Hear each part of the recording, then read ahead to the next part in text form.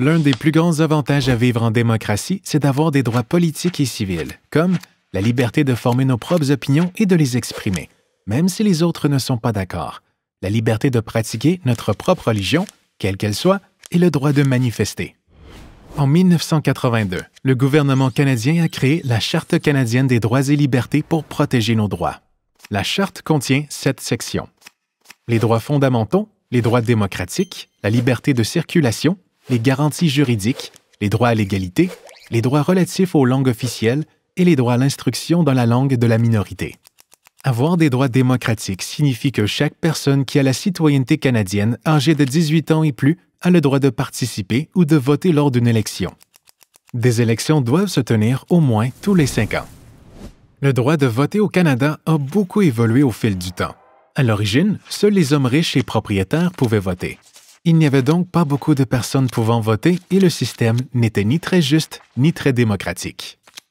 À partir des années 1870, les femmes commençaient à faire campagne pour obtenir le droit de vote. En 1916, le Manitoba devient la première province à accorder à certaines femmes ce droit. Ce n'est qu'en 1918 que les femmes de partout au pays obtiennent le droit de voter aux élections fédérales. Bien que le droit de vote a été élargi par l'Acte fédéral électoral de 1920, de nombreuses personnes en sont encore exclues. Les citoyens canadiens d'origine chinoise ou japonaise se voient refuser le droit de vote. De plus, les peuples des Premières Nations ne peuvent voter qu'à condition de renoncer à leurs droits issus de traités et leur statut. Ce n'est que dans les années 1960 que ces restrictions sont finalement levées et que le Canada adopte le suffrage universel. Récemment, des mesures ont été prises pour s'assurer que le vote est accessible et pratique pour tous les électeurs. Ainsi, les personnes handicapées et celles qui ne peuvent pas se rendre au bureau de scrutin peuvent tout de même exprimer leur suffrage. Malgré le fait que tous les citoyens canadiens âgés de 18 ans et plus ont maintenant le droit de voter et qu'il est maintenant plus facile que jamais d'exercer ce droit, bon nombre de personnes décident de ne pas le faire.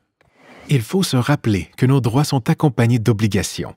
Des personnes se sont battues pour que nous obtenions le droit de voter, et ce droit s'accompagne de la responsabilité d'exprimer notre suffrage et de faire un choix informé le jour de l'élection.